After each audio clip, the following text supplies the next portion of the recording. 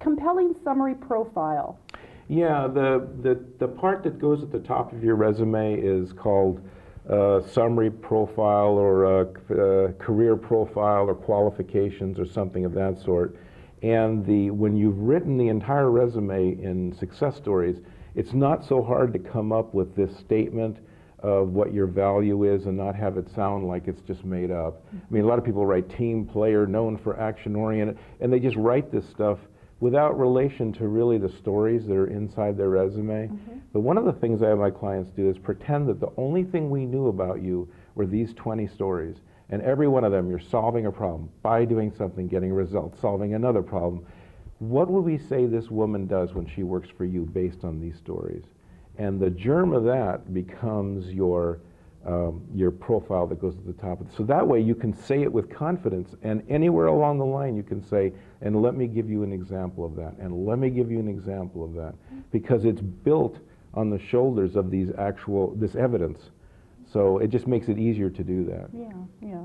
I would imagine that then that flows into putting together a memorable elevator pitch. Yeah, it does. In fact, part of the reason I put this slide together is to show how these pieces are related to each other.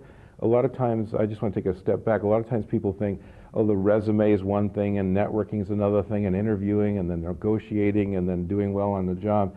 Really, they're all part of self-branding and communicating the same message in different forms. That's why the elevator pitch, which is essentially how you would introduce yourself when you're networking, like if you're at a professional association meeting and they say, let's go around the room and introduce ourselves, what are you going to say? Ideally, I'd like you to say something, I've got 15 years experience, such and such, I'm known for producing the following results, blah, blah, blah, the skills I use to do it is this and that, and I've solved problems such as this and that. And all of those generalizations come from the stories below it. So it gives you an easy way to introduce yourself and say, this is what I'm about. Of course, you have to do it in a more informal, loose way. When you're just talking to somebody, you'll go, oh, thank you for asking me that.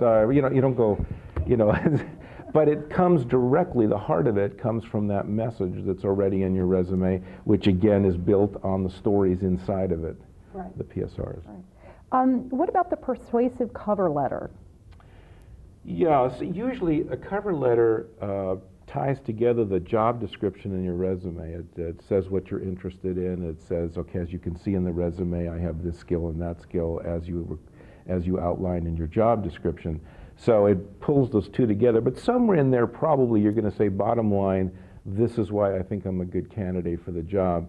And I think that some version of your pitch or your profile comes in at that point. Again, you don't want to use the same words because you're using the resume and the cover letter together, but still you want to say, bottom line, this is what I can do for you, this is the value add. And so rather than having just to come up with that from nowhere, it can come directly from the other steps and the other parts of what we're talking about. Right. And then that gets you to effective interviewing. Yeah, again, in interviewing, there's actually several questions that all have the same answer.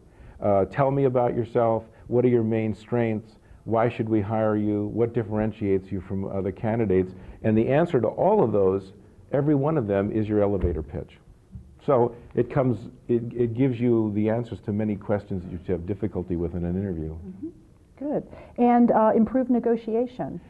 Well, there too. I'm going to make this up, but say they offer you $75,000 and you're worth $90,000. Of course, in your case, Connie, you're worth much more than that. But let's say, yeah, I know you'd agree with that. Rather than saying, I promised my grandmother I'd make $90,000, or that's not fair, you can say, I really appreciate the offer, but let me tell you some of the ways I add value that more than make up the difference between what you're offering and what I'm asking, and you just use the same thing again, the pitch. I'm known for producing such and such and such and such. That doesn't necessarily mean they're going to give you that money, but you're basing it on objective criteria. So I'm hoping they can see that all this stuff is interrelated with each other. It is, and as people focus on that, there is also the notion to keep in mind that when you're doing all this, you need to make sure you're interviewing for a good fit, and that is a process in and of itself. So we have another graphic that has some points to go over to keep that in mind as well. And as again, I'll go ahead and read the points and you can comment on them. So the first one is know your ideal job description. Yeah, one of the things I have my clients do is write down the different characteristics of their ideal work. And it doesn't necessarily even have to have a title. It doesn't have to be like product manager, project manager, but more something like, I go into the office 3 times a week. I work from home 2 times a week.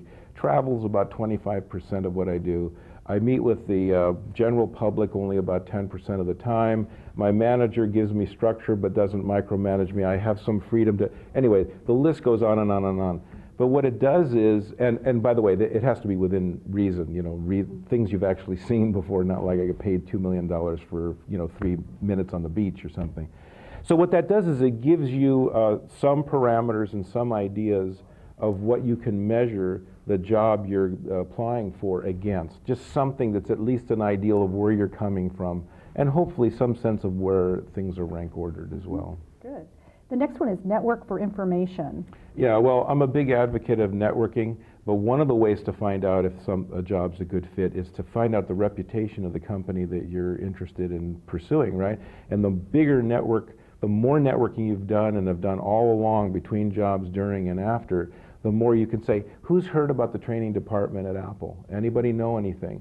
And the wider your network is, the more likely it is that you can find somebody who already knows you that can give you the lowdown. So again, that's another effort to make sure the quality of the job matches what, you know, the skills you have and what you want. There's no way to make it a perfect fit, but you know, you can get as close as possible.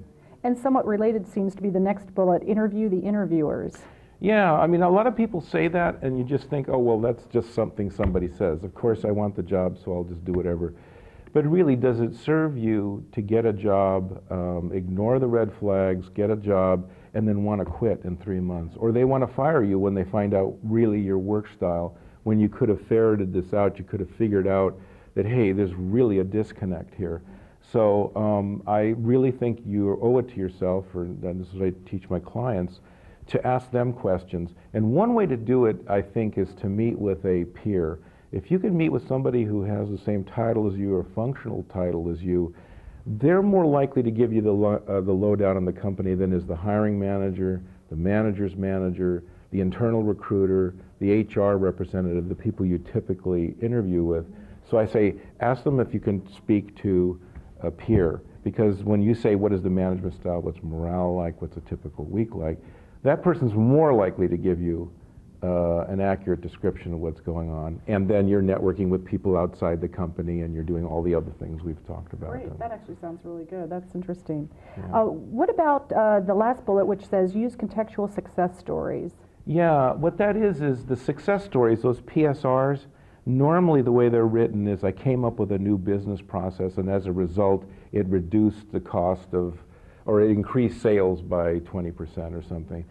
If you really are concerned about how it, you know, how good a fit it is, tell the story in the context in which you'd like to work. Sort of like something, and this might not be great, but something like the saying, I was lucky enough that my manager gave me the leeway to alter the business process, and so I changed the business process and we increased sales by such and such. Now, they're hearing this and thinking, we micromanage and there's no way we're going to give this person the authority to do this. So they back away from you without having to tell you, we micromanage.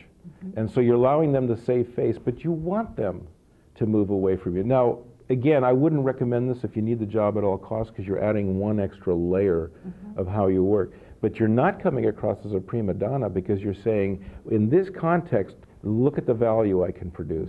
And if they like that style of management or whatever you're talking about, they're going to like you even more. And if they don't, they're just going to step away and say, you know, we don't have a really good fit here. But they don't have to say something like the vice president's incompetent. And by the way, this is really important, going back to interviewing them. You have to realize they're spinning their company just the way you're spinning your story, in the sense that a resume is a slash or a part of reality that's the most positive we can put you forward.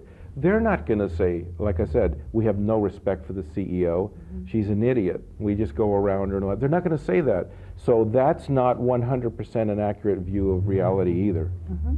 Yeah, that's true. I think interesting, yeah. Well, thank you for going through those points.